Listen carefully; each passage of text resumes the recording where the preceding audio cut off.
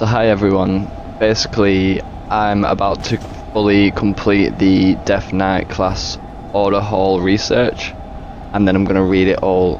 So I've not read any of this before, so please let me know what you think about it. So here we go then. You know what would help? If I was going towards the right person. There we go.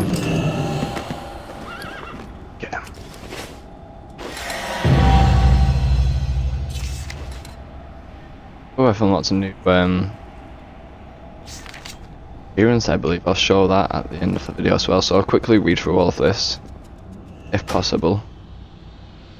Librium of the Dead, as recorded by Ileana Dreadmore, head archivist of the Eben Blade. More weapons don't often inspire fear in demons. The Maw of the Damned is an exception. Its name is spoken with equal parts dread and are among the Burning Legion's faithful. Even the demons disgrace on how many lives the Maw of the Damned has ended. There's only one who knows the truth. His name is Neltrazar, and his soul is bound to the blade itself. He is what inspires fear in demons. They know of the eternal hunger and burns in his soul. A hunger so great it cannot distinguish between friend and foe. In the Legion's hands, Neltrazar's spirit consumed entire civilians.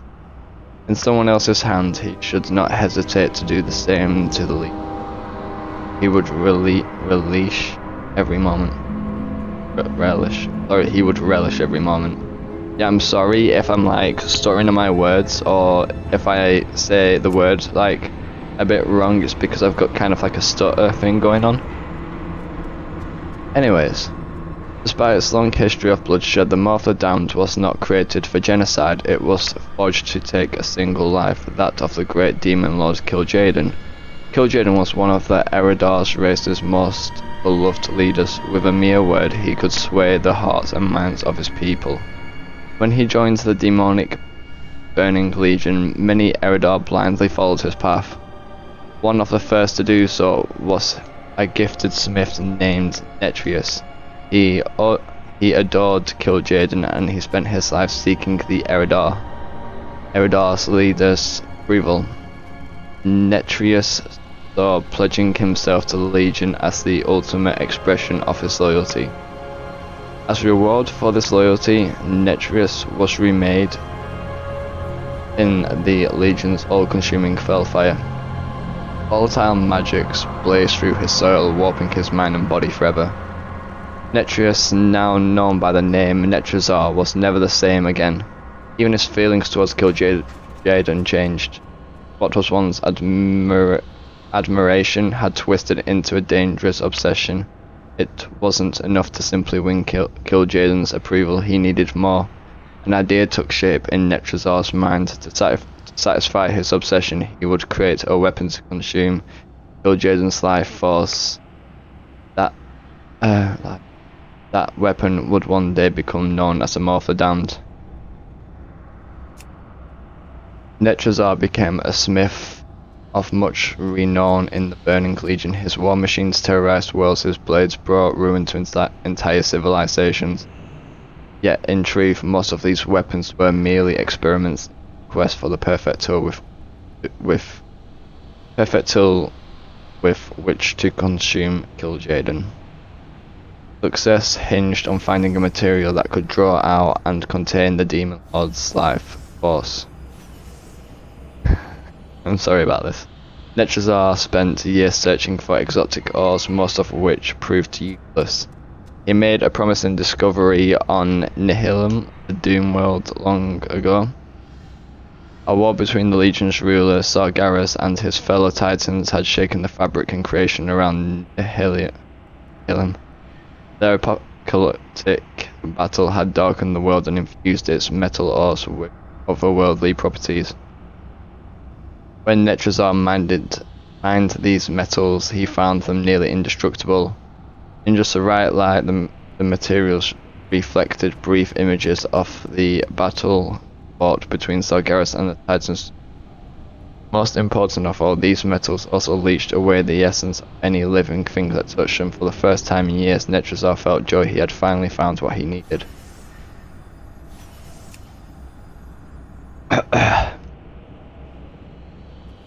Netrozar shaped the Morpher Dam on one of the great demon forges of Argus, homeworld of the Eridar.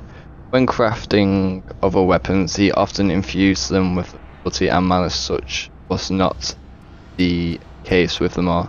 Netrozar poured all of his admiration and twisted obsession into the blade.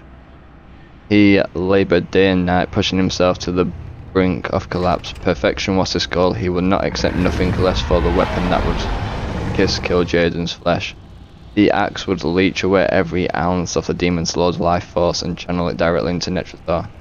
Nothing would go to waste. He also enchanted the weapon's haft so that when he wielded the axe, its metal would not drain his essence.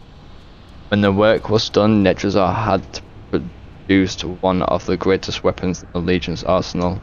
Nothing like it had ever been seen before, and nothing like it would ever be seen again. The Morpher Dam's first victim was not Kil'jaeden, it was one of Netrozar's servants. Netrozar commanded dozens of Mor'arg, highly resourceful demons who specialised in engineering and blacksmithing. All of them looked up to the Eridar smith with awe. But he cared little for his followers. Like hammer and tongs, they were simply tools at his disposal. To test them more, Netrozar subjected a pair of Mor'arg to gruesome experiments. He slowly cut their flesh with the axe, studying how quickly it drained their life force. The Mor'arg worked just as planned. The demons' vital energies passed through the blade and flooded into Netrozar. One of the two Mor'arg experimented on by Netrozar. One survived. His name was Gorelex. And he was sorry, but that name, I feel like it's kind of like a Dalek from Doctor Who or whatnot. He oh wow. And he was the Eridar Smith's most devoted follower, at least yet. I can't stop laughing now. At least the experiments had left Gorelex shriveled and oh wow. His admiration for Netrozar darkened into a hatred hotter than any demon forge.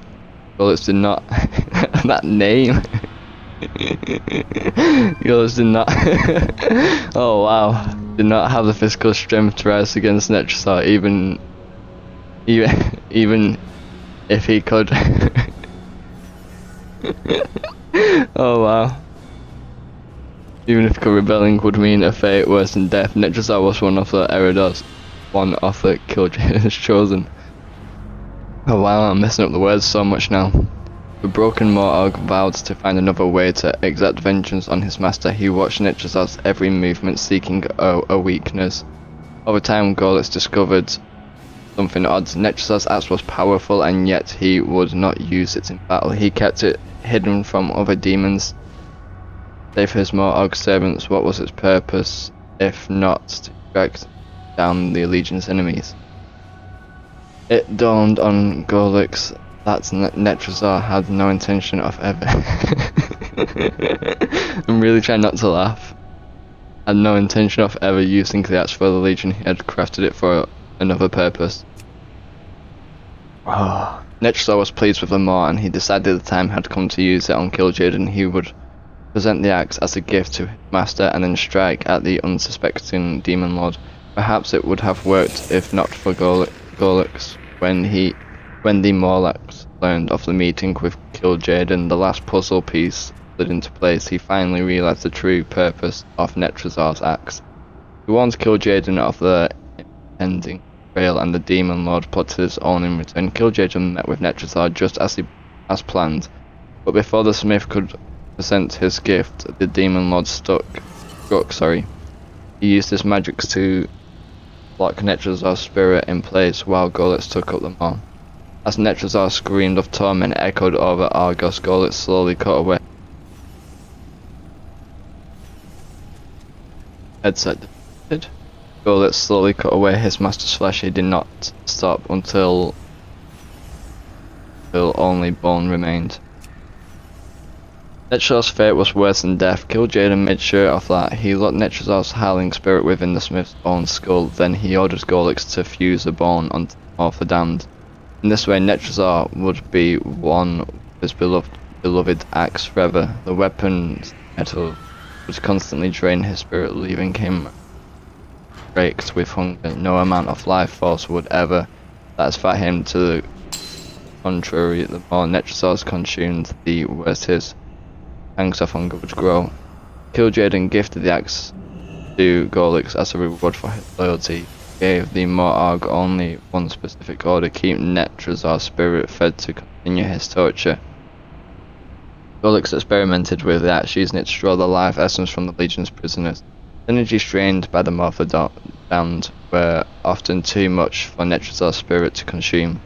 What was left over flowed into Golitz himself, and strength gradually returned broken form. As word of this axe and its origin spread, demons referred to its prisoners as Netrozor the Damned. It was from the moniker that Golitz renamed the weapon. He called it the Morpha Damned.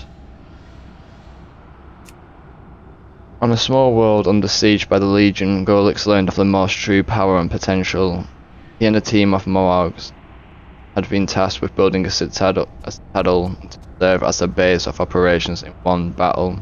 The stronghold came under attack from the world's brave defenders. A massive breach opened in the will. If the Mor'arg did not repair it soon, the entire citadel would fall into enemies. Golitz volunteered to defend the breach while the other Mor'arg worked. Hundreds of the enemies stormed the opening of the wall. Howling battle cries in the alien tongue, Golitz stood fast, rendering any who came most deadly reach. He never flagged on fury. Even Kill used his body with greater strength and vitality. The last attacker had fallen. The other Mor'arg found that they no longer needed to repair the breach. Golitz had filled it with corpses. Oh damn. Oh, but his hair keeps itching. The more Golitz used the more it changed him.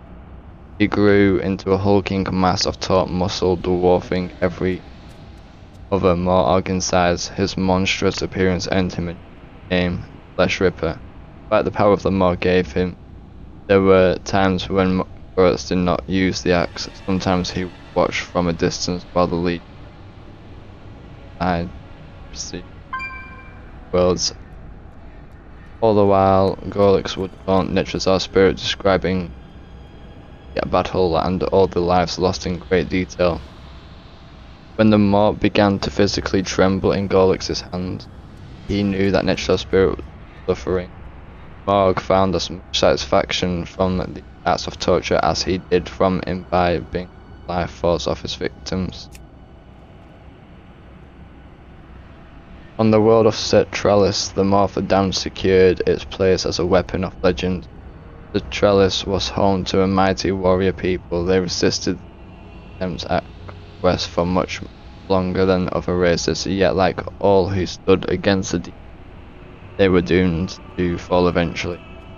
Rather than simply destroy Centralis' habitat, Kil'jaeden decided they would make fitting victims for the Morpha Damned. The potent life essence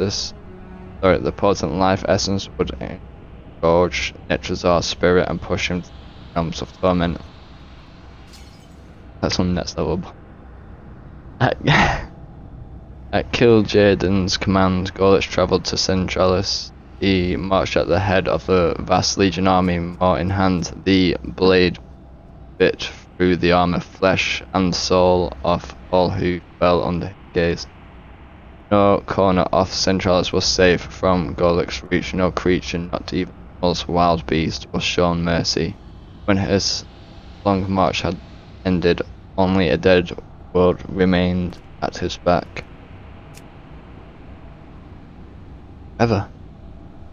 After the massacre of Centralis, Gorlix continued learning how to maximize the Maor's destructive power. So effective was he at wielding the axe that he became one of Legion's most invaluable tools rather than waste Gorlix's talents in minor battles. Kil'jaeden served the Maor for special tasks. This also allowed Kil'jaeden to keep close watch over the Maor and its whereabouts. Though he trusted Gorlix, he could not bear the thoughts of the axe falling into his hands. Battling Gorlix's care, the Maor claimed countless victims. No matter how much Netrozor's spirit feasted, his wild screams continued echoing through the axe. Even demons began to fear the Maor and its cursed prisoners. They had seen the weapon consume entire races and entire worlds, yet still it wanted more. Whether Netrozor's hunger will ever die is unknown. And there we go, guys. That is for the Maor of the Damned. And I did say I'll show you the appearances.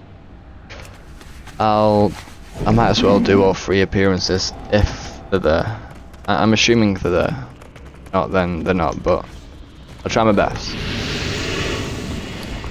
So 2 seconds.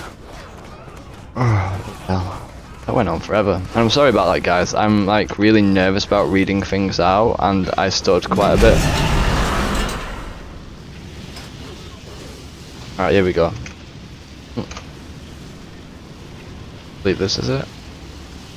There we go. So, full history of your artifact.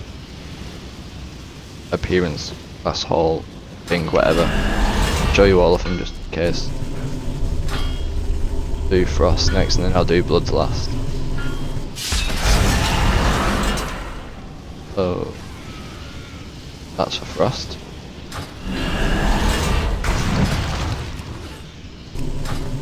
I would move his fat mount out of the way.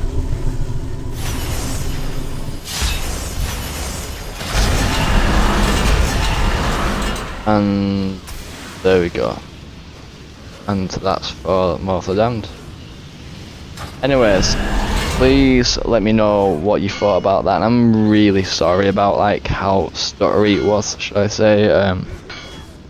Please like let me know what you think, and I'm gonna do the Frost one sometime soon. I'll do the unholy one sometime soon as well. But please drop a like, share and subscribe if you can, please. But anyways, thank you.